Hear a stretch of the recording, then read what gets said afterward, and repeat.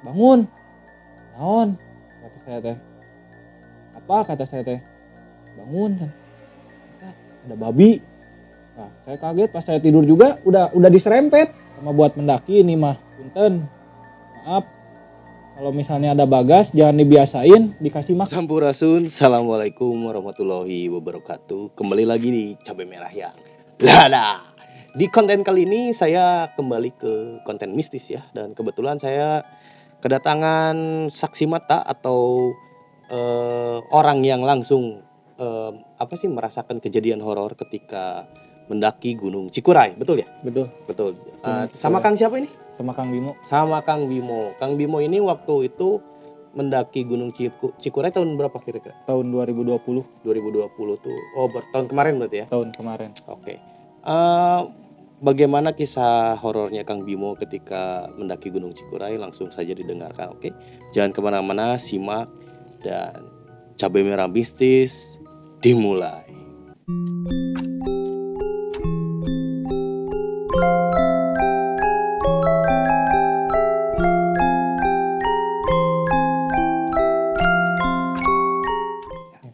Perkenalkan, nama saya Bimo. Saya naik Gunung Cikuray berangkat dari Bandung. Naik motor sama teman. Dari naik motor tuh jam 3 subuh. Jam 3 subuh saya naik motor. Terus nyampe di Cikuray, saya nyampe di daerah Garut. Istilahnya yang dekat-dekat Cikuray, nyampe jam 5 subuh. Saya ngopi dulu biasalah anak gunung gimana, sarapan dulu buat kopi, beli gorengan, habis itu pendataan ke pos di Kiara Janggot. Nah, habis dari pos saya pendataan, saya dikasih tahu sama si AA yang di pos, ditanya, Akang udah pernah naik ke Gunung Cikuray? Saya bilang belum. Saya belum. Terus dikasih tahu petanya, ada petanya, dikasih tahu ini pos ini. Nah, dari situ saya paham, si Akangnya bilang, Kang, kalau udah makan atau udah udah minum, gitu, udah ngemil, dibersihin listingnya, habis itu digantung. Nah, di situ saya udah ngerti, paham, saya berangkat dari pos 1, dari posko yang buat para pendaki menuju ke pos 1. Nah, saya sampai di pos 1 jam 7. Sampai jam 7 pagi, jam setengah 8-an saya nyampe di pos 1. Habis dari pos 1 biasa istirahat, foto-foto, ngelihat Gunung Guntur kan Gunung Guntur kelihatan dari Cikuray. Saya dari situ kata saya yuk lanjut ke pos 2. Saya lanjut ke pos 2 buat makan di pos 2. Terus saya nakut-nakutin. Saya berdua ke Cikuray itu sama teman saya yang namanya Isan. Berdua aja? Iya, berdua. Hari apa itu? Hari Jumat. Hari Jumat. Saya berangkat hari Jumat berdua sama Isan buat mie. San, awas ada bagas. Kalian tahulah kalau yang pernah naik Gunung Cikuray, apa itu bagas. Awas ada bagas dari semak-semak. Kamu mah nakut-nakutin aja, kata teman saya tuh. Kamu mah nakut-nakutin aja. Bener eta, awas ada bagas di semak-semak. Nggak ada. Dari situ saya bercanda, ngisi pasokan air ke kompan sama ke botol aqua gede. Berangkat lagi, kemas, berangkat ke pos 3 sampai jam 10 pagi. Jam 10 pagi saya sampai di pos 3 saya jam 10 pagi. Istirahat. Banyak istirahatnya. Soalnya jalannya itu menantang. Jalannya menantang. Okay. Sampai di pos 3 saya istirahat dulu sebentar. Nah, saya bilang lagi, awasan, ada bagas lagi. Dari semak-semak. Nggak ada, katanya. Nah, dari situ bercanda, naik lagi ke pos 4. Nah, di pos 4 tuh saya ketemu bukan pendaki sih, yang jualan di Gunung Cikuray. Yang jualan di Gunung Cikuray. Yang jualan di Gunung Cikuray. Saya ketemu sama ada kayak keluarga, diajak saya teh, ayo Kang bareng. Oh duluan aja Pak, duluan. Nah dari situ saya sama teman saya, pas bapak-bapak itu udah rada jauh, saya sama teman saya jalan lagi. Nah, baru berapa kali naik gunung kan, wajar langsung naik ke gunung yang 2800, gunung tinggi ketiga di Jawa Barat. Rada capek. Dari situ saya jalan nyampe ke pos 4 tuh jam 11, jam setengah 12 pas mau Jumatan. Oh hari Jumat ya? Nah, Hari Jumat. pas mau Jumatan saya nyampe ke pos 4. Dari pos 4 biasa istirahat lagi. Sama treknya juga dari pos 3 ke pos 4 tuh treknya ada yang pakai tali kalau nggak salah, kalau saya ingat. Pakai tali. Saya jalan nyampe pos 4. Dari pos 4 istirahat lagi.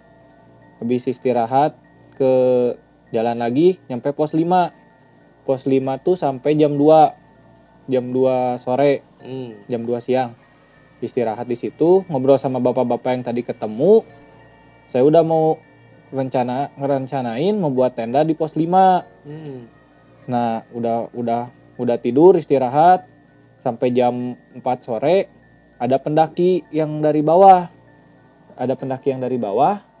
Ngajak naik ke pos 8. Langsung? Langsung. Keadaannya kan kayak badai. Oh cuaca lagi nggak bagus gitu ya? Nggak bagus. Dan di gunung itu susah diprediksi Kang, kalau cuaca susah diprediksi.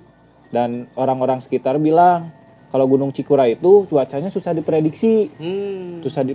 Nah, saya pamit ke bapak-bapak yang di pos 5 tadi. Dan si bapak-bapaknya bilang pas pertama saya duaan itu, Jang, di atas mah nggak ada yang ngecamp lagi, cuman berdua, nggak ada yang ngecamp. Kalau nggak percaya mah silakan aja cek ke atas, kata si bapak-bapaknya teh. Nah saya nurut lah di situ teh, saya nurut. Udah Pak, saya mau buat tenda aja sama teman saya di sini. Kan pas sorenya hujan gede Kang, hujan gede. Habis hujan ada pendaki datang, ngajak ngedaki bareng. Nah habis ngedaki bareng teh, si pendaki bilang, Kang ayo naik. Nah, naik ke atas. Saya sama teman saya tuh langsung lah ngelipet tenda bareng dari situ teh, dari pos 5. Oh jadi yang tadinya mau rencana ngecamp di situ, jadi nggak jadi bareng sama rombongan yang baru gitu. Sama rombongan yang baru yang dari Garut. Oh dari Garut. Dari Garut. Asgar lah, asli Garut. Asli Garut ya. Orang Asgar. Berangkat dari situ, nyampe di pos Bayangan tuh jam berapa ya? Jam 7 malam. Jam 7 malam. Lama ya? Lama soalnya ada yang gendut, yang baru ngedaki. Iya. Ada yang ngedaki, nungguin. Si temennya duaan udah buat tenda di atas. Oh, udah nyampe duluan. Nah, udah nyampe duluan. Saya sama teman saya kan cuman duaan. Tenda nggak ada yang ngebuat. Nah, udah nyampe duluan di atas. Pas saut-saut. Ya. Gimana di atas ada pendaki? Nggak ada, kosong. Udah buat tenda, udah. Si pendaki yang itu udah naik duluan. Lari dia mah, bawa kompan. Bawa tenda sambil gini, bawa kompan bawa tenda. Saya nyampe di atas tuh jam 7, ngebangun tenda, makan, buat Indomie, ngopi, ngerokok. Jam 9 tuh saya tidur. Jam 9 tidur. Udah capek teh Kang. Soalnya kan saya teh nggak ingat kata-kata si A yang di bawah. Si listingnya saya gantungin di pinggir tenda. Di pinggir tenda saya gantungin. Nah, pas saya tidur, teman saya bilang, mau bangun. Naon? Kata saya teh. Apa? Kata saya teh. Bangun. Eta ada babi. Nah, saya kaget pas saya tidur juga udah diserempet. Si tenda teh udah diserempet gini. Saya udah ngerasain, udah nggak beres ini mah. Di situ Teman saya tuh malah meluk ke saya, jadi kayak yang nindihin saya gitu, takut. Udah tenang San, tenang, kata saya teh tenang. Dari situ penyerangan tuh sampai subuh. Sampai subuh. Sampai subuh. Carrier diambil tuh kan tenda tuh bolong, Kang. Tenda bolong gimana ya? Rada gede. Carrier tuh ketarik yang teman saya, yang tempat persediaan makanan. Logistik aja ya. Logistik. Dan si tenda depan juga salah. Salahnya si sarden nggak digantungin. Jadi mengundang. Jadi mengundang si keluarga babi itulah. Bukan 1-2, kalau 1-2 mah saya lawan gitu kan, sama yang di tenda yang berdua itu saya keluar. Ini mah ada 15. Wah, 15 sama yang anak kecil-kecilnya. Jadi kayak bau si babi itu nggak baunya bau hanyir kayak habis makan sarden. Si babi itu. Nah, dikira saya tuh si babi itu habis nyerang ke tenda yang depan. Soalnya kan dia habis ada persediaan stok sarden. Dari situ si tenda depan tuh bilang ke pos yang di bawah. Yang pos di bawah mau ngebantu gimana, kan jauh. Iya, jauh. Mau nelpon, katanya suruh berisik. Berisik. Si babi itu udah nggak ada penyerangan tuh jam 1. Udah jam 1 udah nggak ada penyerangan. Saya tuh keluar hujan. Hujan tuh nggak berhenti. Lumpur semuanya. Ngelihat carrier teman saya. Kan udah ketarik keluar. Wah, udah hancur itu mah, Kang. Carriernya. Udah hancur, tapi si carriernya mah pertama belum hancur banget gitu. Masih bisa diselamatin lah, cuman yang buat plysuitnya doang yang hancur. Iya. Buat plysuitnya hancur, di situ masih bisa diselamatin. Ada HP ketarik, terus dompet, terus stok makanan habis, kopi bawa 2 renteng habis. Sama si untungnya yang peralatan yang nyewa itu ada di kantong saya. Oh, jadi ada sebagian peralatan yang nyewa gitu. Peralatan yang nyewa ada di kantong saya. Di situ penyerangan nyampe jam 1 keluar. Si salahnya tenda depan sama teman saya nurut aja. Udah wes sarden sama si carrier biar nggak diserang lagi, digantungin, disimpan di pohon yang deket sana. Pas gitu muncul babi. Wah, babinya gede, Kang, segede kambing ada. Asli. Buset, segede kambing. Ngeraih yang carrier itu dibawa ke semak-semak. Oh, mungkin itu rajanya mungkin ya. Kayaknya mah kan kalau Bagas mah munculnya kan kalau lewat Kiara Janggot, kan saya lewatnya Kiara Janggot nih. Kalau Bagas tuh terkenalnya di jalur pemancar. Kenapa saya nggak lewat jalur pemancar tuh, Kang? Katanya di sana banyak pungli. Oh, di sana tuh banyak pungli. Banyak pungli, dari mulai kita pertama ditarik sama warga, terus harus naik kolbak, motor tuh harus disimpan di daerah sana, saya ngomong. Tapi si bapak yang pertama saya ketemu di warung itu pas saya makan subuh, dia bilang, bapak juga dari ini pemancar. Katanya nggak ada pungli. Pas saya lihat, saya kan pertama kalau mau ke gunung-gunung itu harus dilihat di YouTube dulu. Iya. Saya lihat di kontennya Virsa, di konten yang lain ada punglinya. Virsa juga sampai 2 kali naik mobil kolbak. Dia kan nyewa dari bawah, harus nyewa lagi di atas. Gitu. Makanya saya nggak lewat jalur pemancar. Saya dikasih tahu sama dari tempat saya nyewa tenda, kan udah kenal deket nih si omnya. Kalau mau lewat mah lewat Kiara Janggot aja. Lewat Kiara Janggot tuh soalnya si omnya ini udah kenal sama yang namanya Pak Sobar. Pak Sobar tuh yang ngejaga di pos Kiara Janggotnya. Dari situ, dari jam 1 si babi narik carrier ke semak-semak. Narik ini mungkin gantungan makanan ya? Gantungan makanan sampai jam 5 subuh saya nggak tidur. Itu dari jam 1 sampai jam 5 itu ada lagi nggak penyerangan? Ada, masih ada. Masih ada itu? Masih ada. Oh, masih berlanjut berarti? Masih berlanjut. Si keluarga Bagas tuh masih berlanjut sampai jam 5 subuh. Berhenti itu jam 5 subuh. Jam 5 subuh dia berhenti. Keadaan tuh kabut. Hujan nggak berhenti sampai jam 9 pagi. Sampai jam 9 pagi. Diserang sampai jam 5 subuh. Bayang atuh, Kang, nggak tidur. Iya. rokok habis. Rokok saya minta ke tenda depan, soalnya kan rokoknya disimpan di carrier yang satu Ya. lagi. Saya rokok minta ke tenda depan, saya bilang, "Kang, ada rokok nggak?" Dialungin gitu. Saking nggak berani keluar tenda, takut. Dialungin, dikasih rokok. Udah, simpen aja dulu di tenda situ, Kang. Dikasih rokok jarcok. Iya. Udah, simpen dulu di tenda situ, ngerokok. Temen ini kasihan, kepikiran. Dompet, HP belum ketemu teh pas jam 5 keluar. Jam 5 keluar itu. Kita nyari. Pas begitu udah penyerangannya beres mungkin. Nah, penyerangan beres, kita nyari. Si dompetnya ketemu di pinggir tenda sama si HP-nya. Si HP-nya tuh ada bekas kayak gesekan babi. Oh, goresan gitu. Goresan kaki babi. Kata temen, mau lihat ini gerak. Ada goresan babi. Dari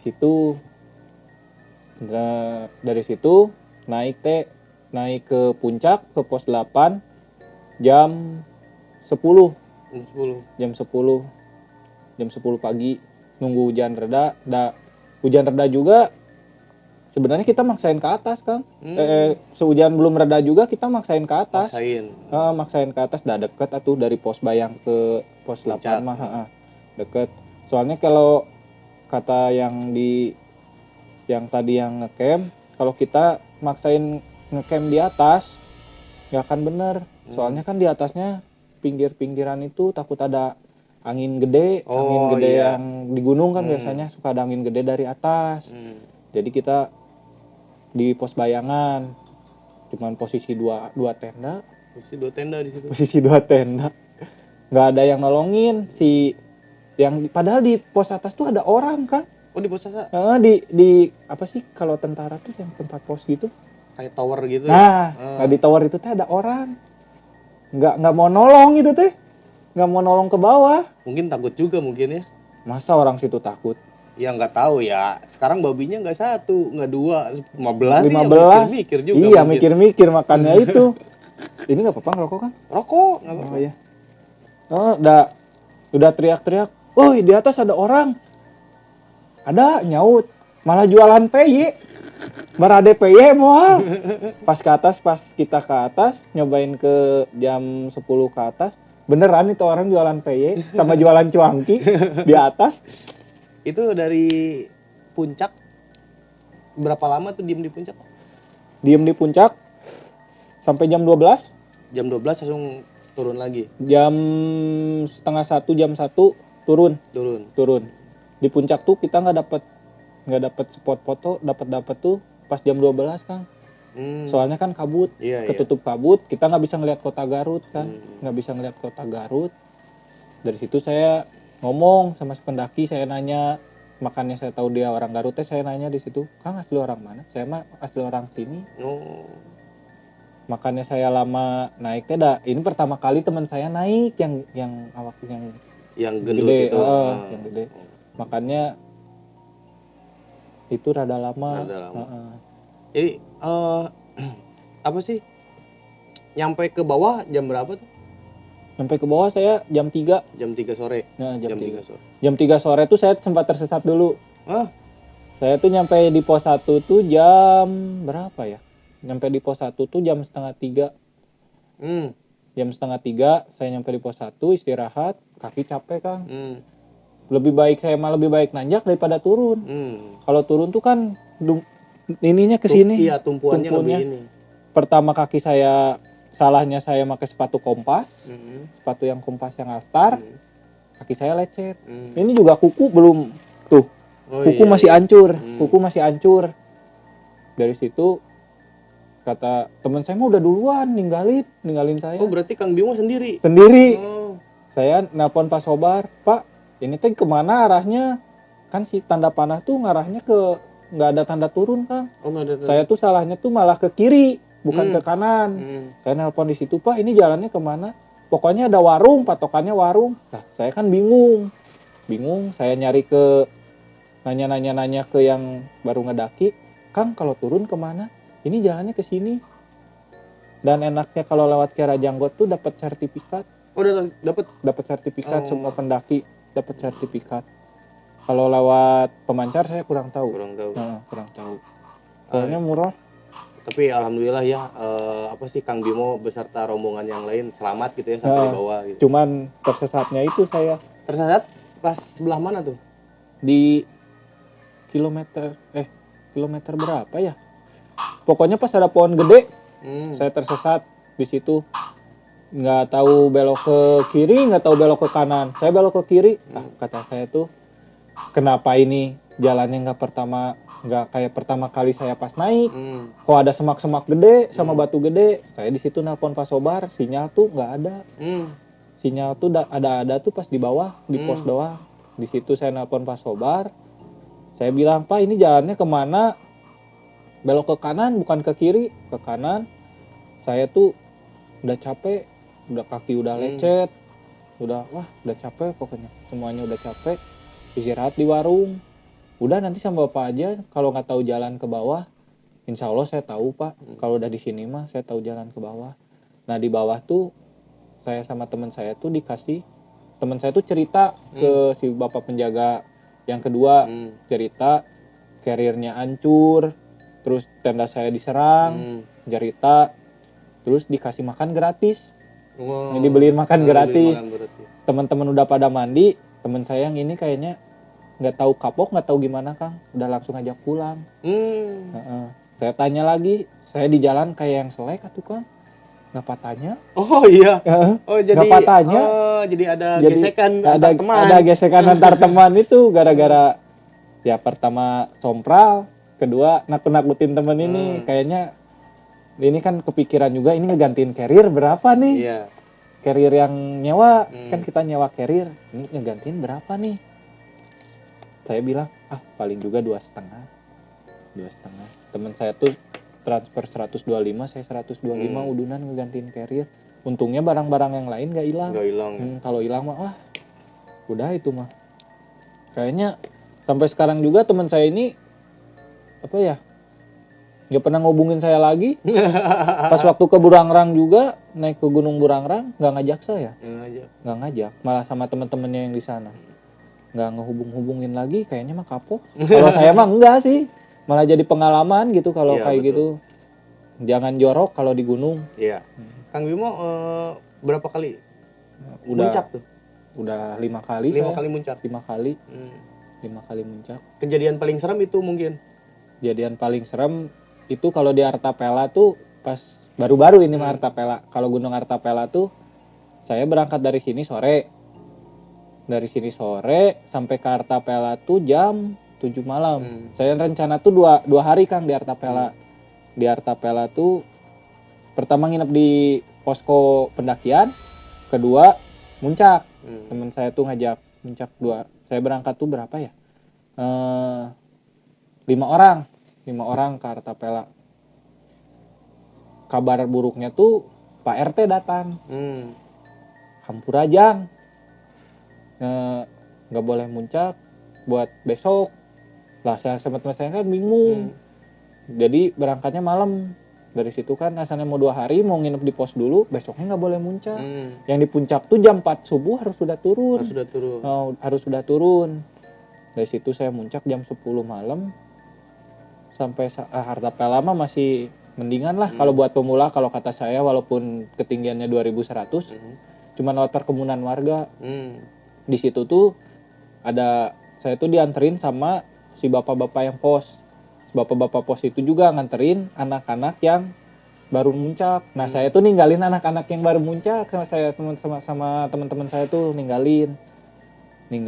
Soalnya kayaknya mereka tuh banyak kan sama bawa cewek kan. Oh iya. Posisi juga tanah licin juga sama hujan. Di situ kata si bapaknya, udah kita duluan aja. Saya bilang gini ke teman saya, ke si Adit, kade aya kunber di pohon gede. Mana mah sompral wae, seserian di situ teh, seserian. Dan nyampe ke puncak tuh saya tuh jam setengah satu malam. Maksain terus. gantian carrier yang berat dibawa. Ada pesan nggak Kang buat ya teman-teman di sana ketika mendaki Gunung Cikuray gitu, biar ini kan kalau yang saya tangkap itu sebenarnya ada 2 faktor gitu. Satu faktor mungkin memang alam itu tidak bisa ada yang nebak gitu. Iya. Dan penghuninya apapun di sana kita tidak bisa melihat. Iya, gitu. tidak bisa Kita tahu. tidak tahu gitu kan. Iya. Nah, saya bisa nangkep ini 2 faktor. Hmm. Pertama emang faktor sompral mungkin. Iya. Kedua memang faktor teledor, makanan lupa digantung. Iya. Nah, lupa digantung. Jadi kira-kira misalkan Kang Bimo ada pesan nggak buat teman-teman di sana? Ini kalau misalkan mau mendaki Gunung Cikuray harus apa gitu? Oh, kalau saya masih bentar saya nambahin dulu ya Kang. Oke. Sama salahnya teman saya tuh bawa batu yang ada isian. Oh. Soalnya kan teman saya kan bisa itu apa sih punya channel YouTube Jona Uka. Nah, saya tuh disimpan di rumah, saya titipin ke adik, yang dikasih sama teman saya dikasih. Nah, teman saya ini kebawa di dompet. Oh. Lupa. Iya. Oh gitu tuh. Siap. Kebawa di Betul. dompet. Saya bilang, "San, batu di bawah."